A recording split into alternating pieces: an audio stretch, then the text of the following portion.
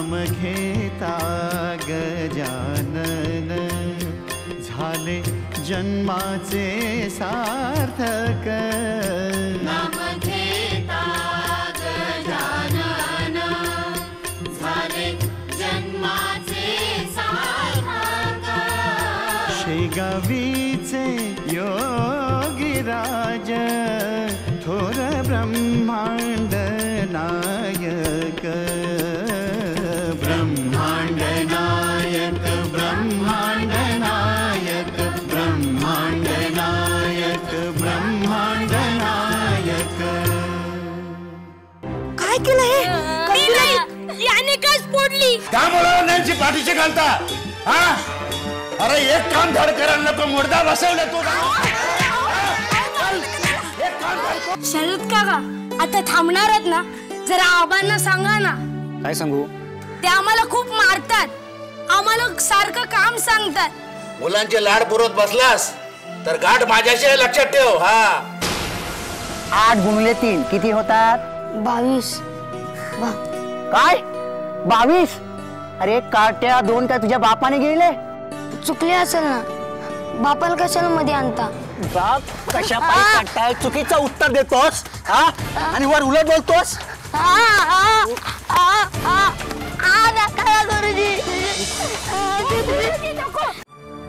आई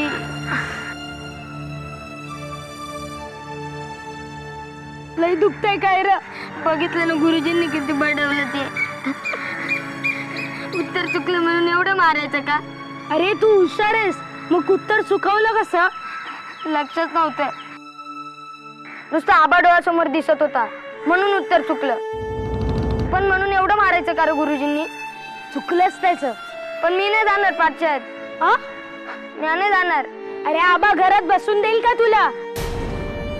अरे तुला पाठशाळेत जावंच लागेल. मी नाही जाणार. म्हणजे पाठशाळेत जातो असं आबांना सांगणार आणि जाणारच नाही. म्हणजे ओढ्याकाठी बसून राहणार.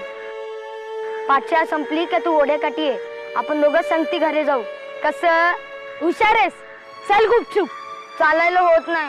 रुलाई दुखतंय र. बस माझ्या पाठीवर. म्हणजे कांदे बटाटे? हो कांदे बटाटे. चल.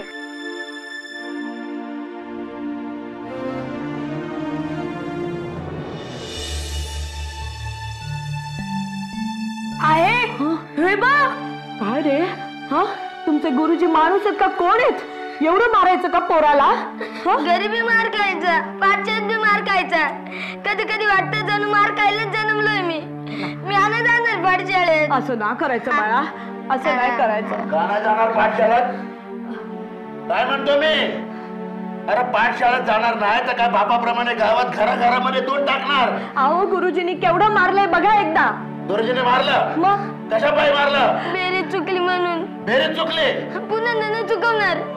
अरे मी काय म्हणतो जर पोरं चुकत्याल नाही तर पुढे शिकत्याल कशी? कळत नाही का तुझ्या गुरुजीला? अरे पोराला मारतो म्हणजे काय? चल चल तू माझ्या बरोबर चाल. कुठं? चल तुझ्या गुरुजीला दाखवतो माझ्या पोराला मारतो काय. थांब जरा चाल. हे पण ना आहे आबा गुरुजींकडे गेल्यावर काय करणार ग? काय माहित बाला. देवालाच ठाऊक. गुरुजी हो गुरुजी. आबा जाऊन द्या ना आबा. तू घाबरा. गुरुजी हो गुरुजी बाहेर या.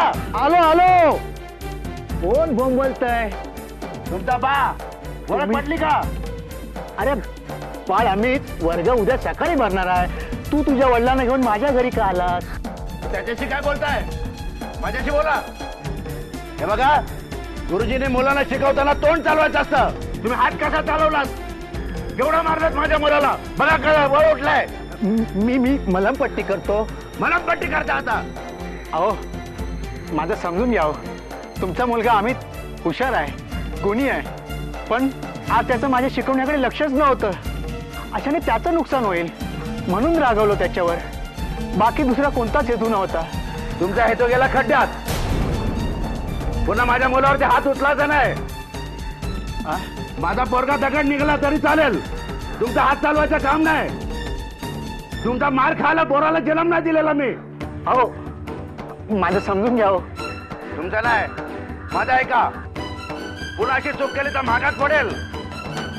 पाठशाळेची वाट विसराल आणि गावचा रस्ता धराल. कळलं काय? चूक झाली. हे बघा, एकदा चूक झाली म्हणून खपवून घेतोय. पुन्हा चूक झाली तर खपवून घेणार नाही. सरळ खपवून टाकेन. हा चल रे.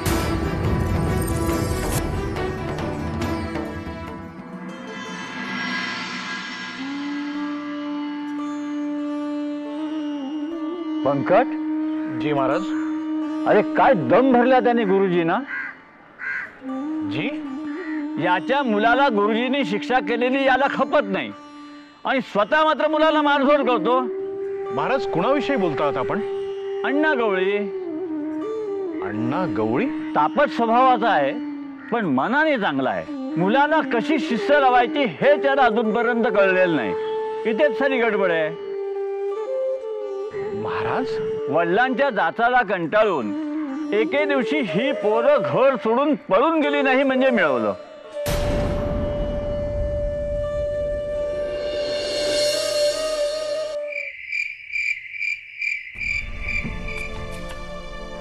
आभा अमितला घेऊन गुरुजींकडे गेलाय.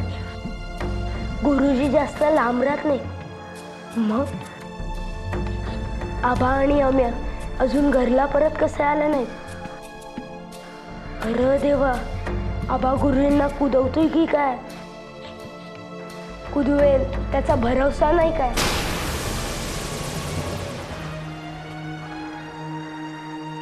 वहिनी, बराच वेळ झाला, अंधार पडलाय. अण्णा कसा नाही आला अजून? आणि गुरुजींचं घर फार दूर नाही मगाशी म्हणालीस तू. अहो हो ना. काय ना, एकदा डोक्यात राग घातला ना की काही कळत नाही हो. आत्ता सुद्धा गुरुजींशी उज्जत घालत बसले असतील. दुसरं काय? मला सांगा, गुरुजींच्या घरी कसं जायचं? मी जाऊन येतो. नको नको, तुम्ही नका जाऊ. तू कशाला आलास म्हणून परत चिडतील तुमच्यावरती. अण्णाच्या चिडखोर स्वभावाचं काय करायचं काही कळतच नाही. मी पण ना अगदी हात टेकलेत. कोणत्या गोष्टींवरून चिडतील आणि मुलांना येऊन मारतील ना काही सांगता येत नाही. मुलांना शिस्त लावायला हवी ही गोष्ट खरी आहे, पण ही अशी गुणी येतो माझी पोरं. मग त्यांना उगाच धाकात ठेवण्यात काय अर्थ आहे? मी बोलतो अण्णांशी. नको, तुम्ही नका बोलू. पाहुणे म्हणून आलात ना, एवढूच तोंड करून जा. हरकत नाही, पण कुणीतरी अण्णांची कानउघडणी करायलाच हवी. अशी एक व्यक्ती आहे माझ्या डोक्यात. कोण? गजानन महाराज. गजानन महाराज? संत पुरुष. हो, मी नेहमी त्यांच्याजवळ प्रार्थना करत असते की एकदा तरी यांना सद्बुद्धी दे, थोडा तरी मायेचा पाझर फुटू दे. माझी खात्री आहे एक ना एक दिवस गजानन महाराज माझं नक्की ऐकतील. या गोष्टीची मी आतुरतेने वाट बघते. पण वहिनी, अण्णांच्या मनात मुलांविषयी माया नाही असं मुळीच नाही. आऊ नाही नाही, वडील आहेत ते, माया ही असणारच. पण दाखवत नाहीत ना, ह्या गोष्टीचा राग येतो. आता बघा ना, गुरुजींकडे भांडायला गेलेत का? तर आता मुलांवर माया आहे म्हणूनच गेलेत ना.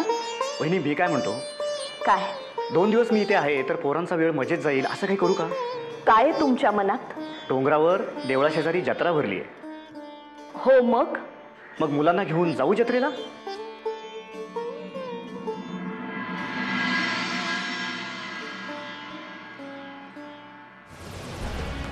अरे त्यासाठीच आम्ही तुला अण्णा गवळ्याकडे जाण्याची बुद्धी दिली. कामगिरी तितकीशी सोपी नाही. देवाची मदत घे. गण गण गणात बोते, गण गण गणात बोते, गण गण गणात. दादा, हा गोष्ट? मला खूप भीती वाटते रे. कशाची? पाठशात आता माझं काही खरं नाही. गुरुजी राग काढणार. हा, आबांनी गुरुजींना बदलायचं तेवढंच बाकी ठेवलं होतं. गुरुजी किती घाबरले होते माहितीत का? इतका दम भरला आबांनी गुरुजींना. तर काय, आता गुरुजी माझ्यावर राग धरून राहणार. अरे सोड, आता गुरुजी तुझ्या वाट्याला पण जाणार नाही. दादा, अरे काय रे, झोपला नाही? शरद काका, अहो झोपच येत नाही. का? अरे आबांवरचा राग गुरुजी आजच्यावर काढतील असं वाटतंय याला. हो का रे? असं नाही ना होणार काका. नाही होणार. वेड्यासारखा काय विचार करतोस? काका, एखादी छानशी गोष्ट सांगा ना, म्हणजे झोप येईल मला. गोष्ट?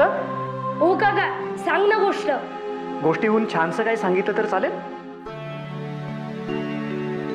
गोष्टीहून छानसा काय? आपण उद्या जत्रेला जायचंय. काय? अरे काका, आबा आमचा जीव घेईल जत्रेला गेलो तर. अरे घरातली कामं आणि अभ्यास याशिवाय दुसरं काही खपत नाही आमच्या आबाला. मला सगळं ठाऊक आहे, तरी बी युक्ती करून तुम्हाला मी उद्या जत्रेला नेणारच बघा. युक्ती? होय, युक्ती. देव आपल्या पाठीशी आहे.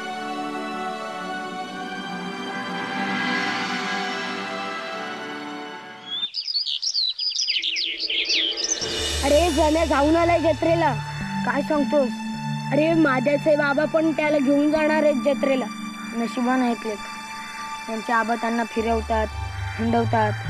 नाही तर आपले आबा असं का वागतात रे? जशी आपण त्यांची पोरं नाही, कोणत्या कुत्र्या मांजराची पिल्लं आहोत. अरे सोड, आता उद्या आपल्या शरद काका घेऊन जाणार आहे ना जत्रेला. अरे पण बोलतायत, करून दाखवतील का? आबांसमोर तोंड उघडायची हिंमत नाही होत काकांची. अरे या खेपेला शरद काका काहीतरी करून घेऊन जाईल असं वाटतंय. काहीतरी म्हणजे? अरे आबांची खोटं बोलून. अरे आबाला कळलं की शरद काका खोटं बोलून आपल्याला जत्रेला घेऊन गेला, आबा उभा चिरील शरद काकाला. अरे पुढं काय होईल याचा आत्ता कशाला विचार करतो? अरे आबाला कळलं आपण जत्रेला जाऊन आलोय तर तो काय करील? अरे अंगावरल्या कपड्यावर आपटून आपटून धुतीन. अरे ते तर तो कारण नसताना मी करतो. हे बघा म्या, अरे असा बी मार खायचा आणि तसा बी मार खायचा. आपण जाऊया जत्रेला. अरे पण अरे कच खाऊ नको. आता आपल्याला शरद काका घेऊन जाणार आहे ना जत्रेला, मग ठरलं तर.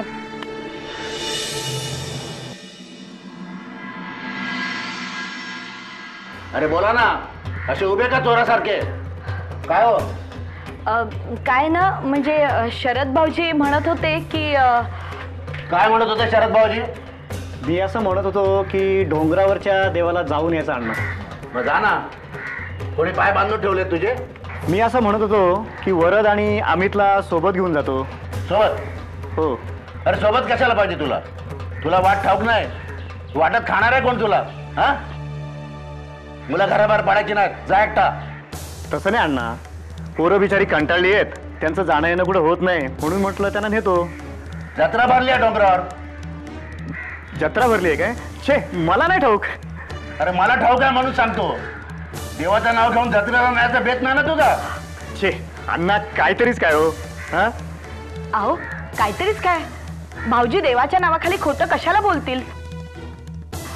आणि तुम्हाला असं वाटलंच कसं? हे बा, देवानीच हाक मारली असं समजा आणि जाऊ द्या पोरांना.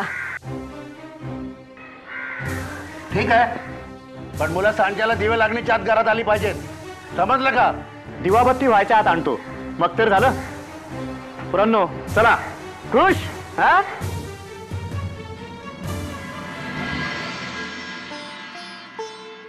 बंकट. जी महाराज. तू कधी खोटं बोललेस का रे? महाराज, मला काही आठवत नाहीये, पण एवढं मी निश्चित सांगू शकतो की मी कधी ठरवून कोणाचं नुकसान करण्यासाठी खोटं बोललेलो नाहीये. महाराज. जी बंकट. महाराज, चेष्टा का करताय माझी? चेष्टा राहू दे, विचार, तुला काय विचारायचं ते विचार. महाराज, मला एवढंच विचारायचंय की कोणाचं भलं होण्यासाठी कधी काळी समजा खोटं बोलावं लागलं तर ते चुकीचं ठरेल का? तुम्ही त्या व्यक्तीची गरज नेमकी हेरली असेल, ती व्यक्ती निष्पाप असेल, तुम्ही थोडंसं खोटं बोलल्यामुळे त्या खचलेल्या व्यक्तीच्या मनाला उभारी मिळणार असेल तर तुम्ही खोटं बोलायला हरकत नाही. ते चुकीचं किंवा पापकृत्य ठरत नाही. मुळात माणसाला खोटं बोलण्याची गरज का भासते त्याचा खोलात जाऊन विचार कर. जी महाराज. खरं बोलून आपला कार्यभाग साधता येत नाही हे लक्षात आल्यानंतर माणूस खोटं बोलतो. शरदला नाही का खोटं बोलावं लागलं?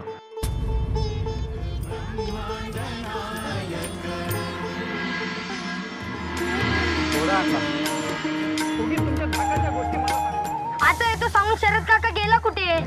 अरे खाऊ आणायला गेला असेल. खाऊ आणायला एवढा वेळ लागतो का? गेला तर गेला, आपल्याला संगती घेऊन जायचं ना. इथे बसून ठेवलं एकटं. अरे खाऊच्या ठेल्यावर गर्दी असते आणि त्या गर्दीत आबांच्या ओळखीच्या माणसाने आपल्याला पाहिलं तर नाव सांगेल ना आबांना. जत्रेत गर्दी नव्हती का? तिथे कोणी आपल्याला पाहिलं नसेल का? अरे किती प्रश्न विचारतो बाबा. तू मोठेपणी मास्तर होशील. नको बाबा, मी मास्तर नाही होणार. मास्तर पोरांना मारतात. तू मुलांना नको मारू. तू मुलांचा मार खा. इनक केलास? हो. अरे दादा बोल की.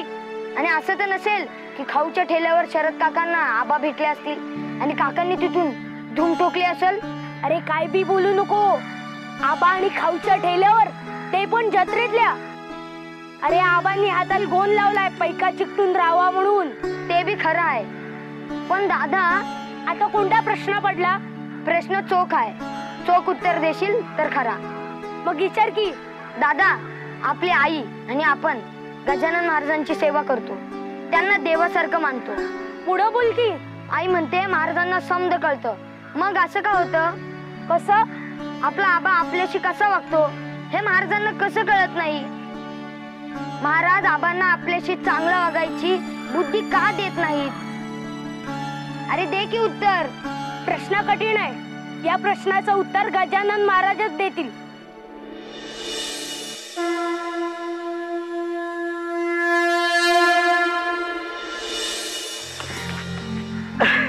अरे शरद भाऊ, कधी आलात गावात? अण्णांकडे उतरलात वाटतं. बरं, एवढं घाई नाही कुठं? अण्णाच्या पोरांना बसून आलोय. ठेल्यावर गेलो होतो खाऊ आणायला त्यांना. ठेला? अहो इथं कुठे आहे ठेला? अहो जत्रेत लागलेत की ठेले. अच्छा, म्हणजे तुम्ही जत्रेत गेला होतात तर. अहो मग अण्णांच्या पोरांना पण न्यायचं ना. गरीब आहेत पोरं. अण्णा खूप हाल करतात पोरांचे. त्यांना जत्रेत घेऊन गेला असतात तर त्यांचं तेवढंच मन रमलं असतं. नेला असतो पण अण्णांची शिस्त.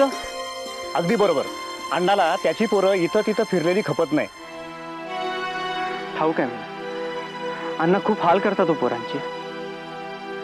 अहो थोडीशी पोरं हिंडली फिरली तर कुठं बिघडते हो. अहो पण हे कोण समजून सांगणार त्याला? आता तुम्हीच समजावून सांगा त्यांना. हा? अहो तुम्ही त्यांना धाकल्या भाऊप्रमाणे. तुमचं ऐकतील कदाचित. नको, विषयाची परीक्षा कोण घेणार? बरं अण्णा तुम्हाला भेटले ना तर त्यांना सांगू नका बरं का, मी पोरांसाठी खाऊ आणायला जात असताना तुम्हाला भेटलो म्हणून. अहो मी कशाला सांगतोय. बरं येऊ मी, पोरं वाट बघतायत. हो.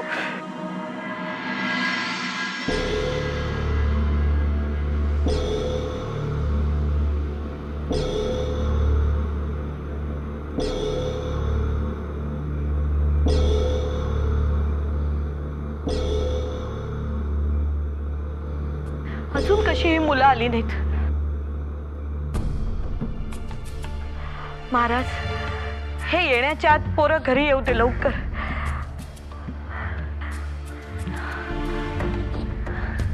काही कळे नसं झालंय. काय करावं आता?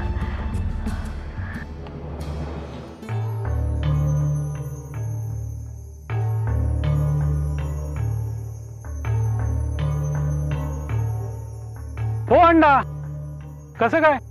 ठीक आहे ना? हो, तुम्हाला काय त्याचं? तुमच्या भल्याचं सांगितलं तर तुम्हाला जमतं. मग आता आमची उठाठेव कशाला करताय? हो शेजारी आपण, एवढं कशाला मनाला लावून घेताय?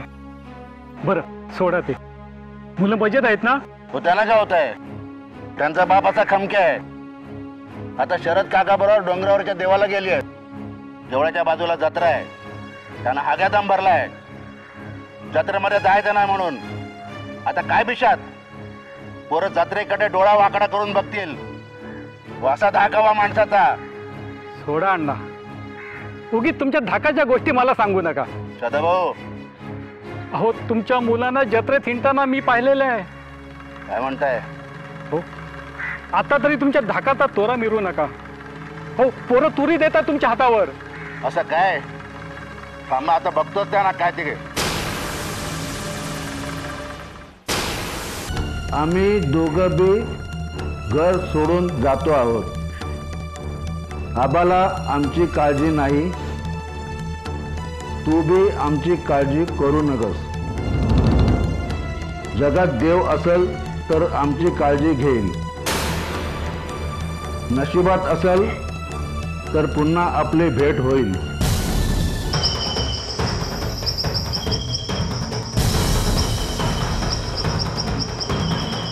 दादा काय आपण कुठं जातो आहोत? मला ठाऊक नाही. मला खूप भीती वाटते रे.